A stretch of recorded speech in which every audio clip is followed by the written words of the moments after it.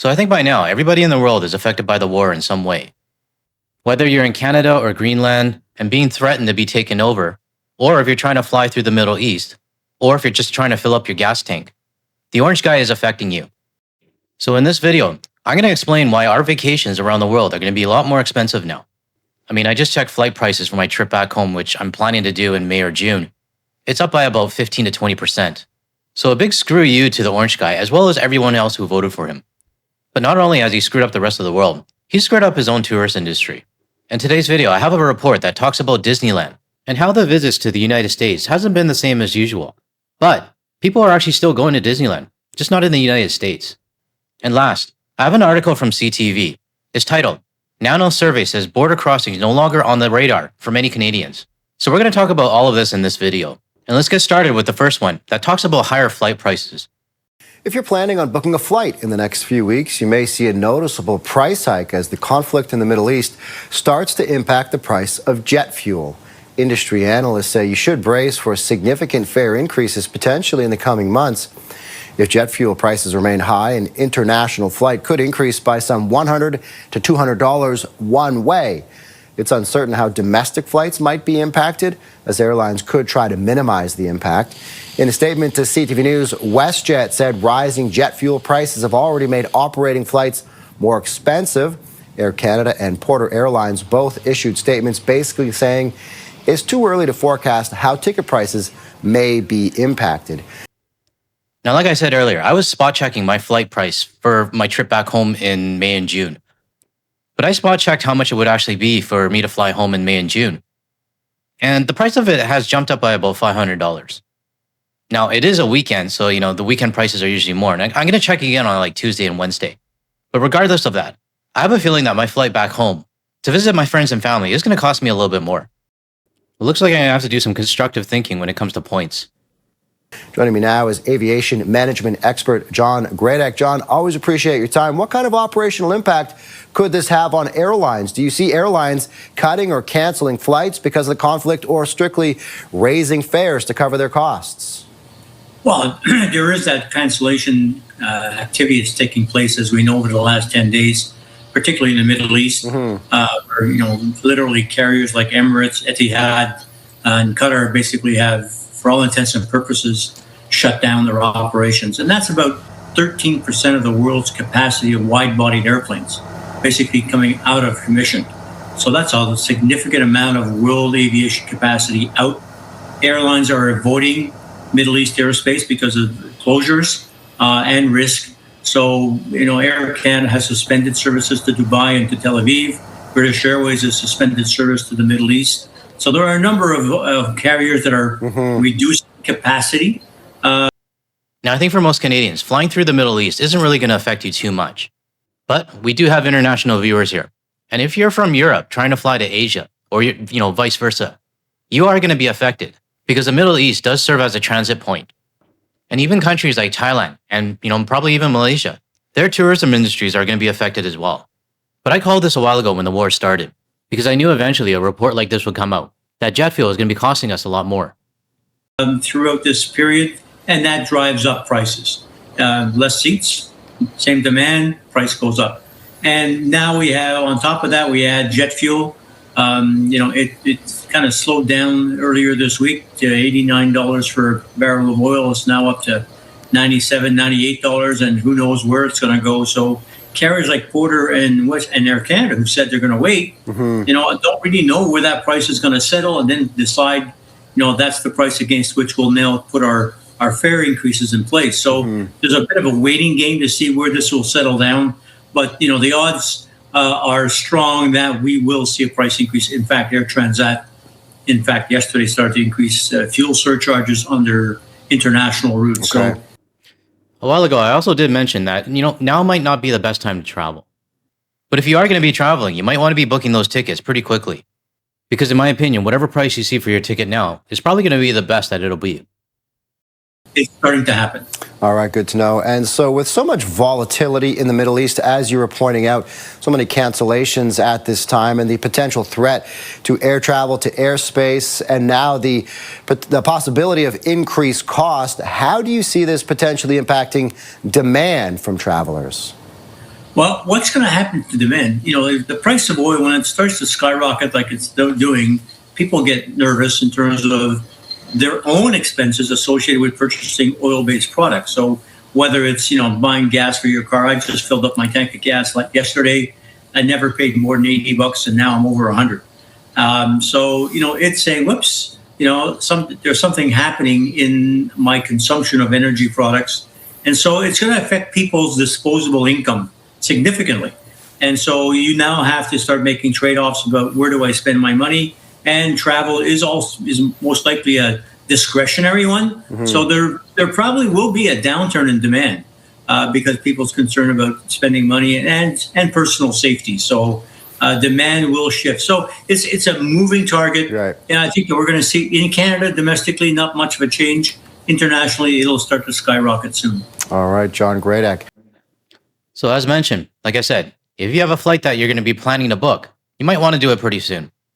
But I haven't even mentioned gas prices. And this is something that is going to affect everybody around the world, even if you're not traveling. And ironically, we now have MAGA crying about the gas price. Well, screw you guys. I mean, you guys started all of this. So I guess what I'm trying to say is that 2026 is already starting to turn out differently than what I expected. I was actually hoping for a quiet 2026, and then, well, Venezuela happened.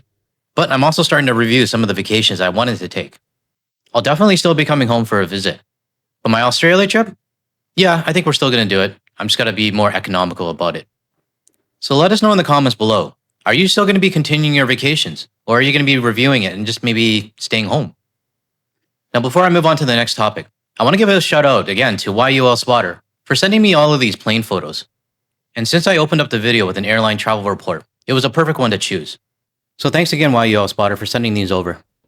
Now, this next report I want to talk about, it talks about Disneyland and how the United States Disneyland, Disney World, or whatever else there is starting to feel the impact. But the other locations around the world, not so much. Let's take a look. Chinese New Year celebrations, which just wrapped up last month, have become an annual tradition at Disneyland theme parks and resorts around the world, featuring special performances and cultural festivities designed to attract visitors. But travel agencies that specialize in Disney vacations say they are seeing a trend among Canadian tourists. Many are now choosing Disney destinations abroad instead of U.S. locations. Now, I can attest to this because I have a friend right now that's in Tokyo, and he decided to take his kids to the Tokyo Disneyland instead of Disney World in Florida. Now, it's spring break for kids, and, people are traveling around all over the place. But for my friend, he just didn't want to go to the United States. Now, I know a lot of people are going to be saying that Disneyland, Tokyo, Paris, and wherever else is still a U.S. company. Now, I understand boycotting U.S. companies no matter where they are in the world. If I had kids, I probably would not bring them to Disneyland. I'd pick somewhere else. But everybody's able to do whatever they want. But the way I see it as well is that if you're supporting a Disneyland that's in Tokyo or Paris or Hong Kong, you're also supporting the local economy as well, even though the parent company is still the United States. 30%, 40%. In some cases, we've seen a 50% decline in year-over-year. Year-over-year declines like automobile trips from the U.S., like same day. We haven't seen declines of that magnitude since for example, September 11th attacks. Lynn says more Canadians are seeking out Disney magic across the Atlantic instead. It comes at a time when global travel demand remains strong, even as the U.S. welcomes fewer international visitors. As we move forward, I think a lot of companies are kind of creating that atmosphere where they're relying heavily on internal consumer and seasonality, and trying to get used to the new situation where international tourists may not come back very soon. It kind of makes me laugh inside when I hear these experts say that they're now relying on the domestic tours. Because we know that the domestic tours, they do not stay as long as we do, and they do not spend as much as we do. But most importantly, and this is my opinion, they never value the money that we actually spend in their country. They thought it would be an automatic, that everybody wants to come to the United States of America. Professor Jadut says similar patterns are emerging in destinations long considered magnets for international travelers, including Los Angeles, New York, Miami, and Las Vegas. Particularly my industry, we really noticed something changed. Tourism dropped, occupancy in all of our hotels dropped. we're kind of calling it the Trump slump, to be honest with you. And we've lost our international travelers, we've lost Canadians, we've lost you name it. On top of that, the amount of people that are coming here, they're just not spending as much. Now, I showed this guy on my channel before, and I'm guessing CTGN just must have used an old archive video of him. But he does say something really important. It is a Trump slump, and there aren't as many international tourists. He is a hotel bellman, but I trust the bellman more than the CEO. Let me know your thoughts in the comments below. Who do you believe more, the CEO or the bellman? Chinese New Year festivities have always been popular across Southern California, especially at major attractions like Disneyland Adventure Park. The region is home to a large Asian population, and it also attracts large numbers of tourists from across Asia. But over the past year, Disney executives say the decline in international visitors has led to a slump in earnings, and many other businesses that rely on tourism say they're feeling the impact. Well, that's what happens when your country votes for an idiot. And for those US citizens and businesses that are going to say, well, we didn't vote for this. Well, you might not have, but your country did. And unfortunately, it's a decision that you're going to have to live with for now. And if your business is struggling because we're not visiting, maybe you guys should do something about it. Okay, I'm not going to lie. I'm going to be fully transparent about it. I'm still pretty pissed off at these Democrats telling me to promote their US business or other US businesses on my channel. Like, why the hell would I want to do that? I'm not going to help fix your problem or do your homework when your country is threatening us. That's the bottom line. Anyways, I want to move on to the last article. And this one's titled, Nano Surveys Say Border Crossings No Longer on the Radar for Many Canadians. The article states, a new survey from Nano's research for CTV News found that 43% of Canadians are less likely to travel to the United States in 2026 compared to the previous year.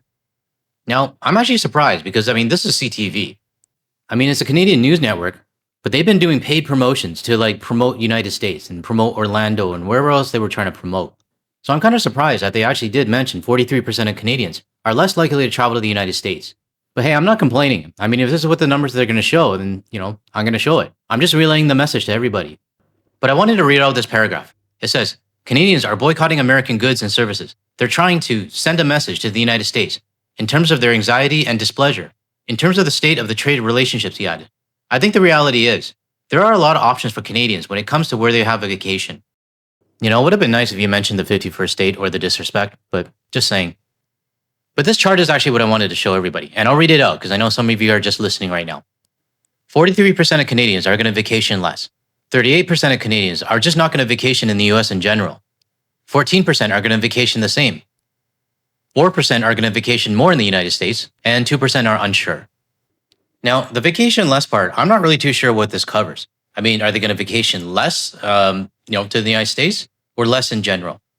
But the one that we do know that is confirmed is the 38% that's not going to vacation in the US in general. And that's a lot of us. I would love to get that 38% closer, like 50. But just like the United States, we got a lot of people in Canada that are me. But my perspective on this, I'm okay with the 38%.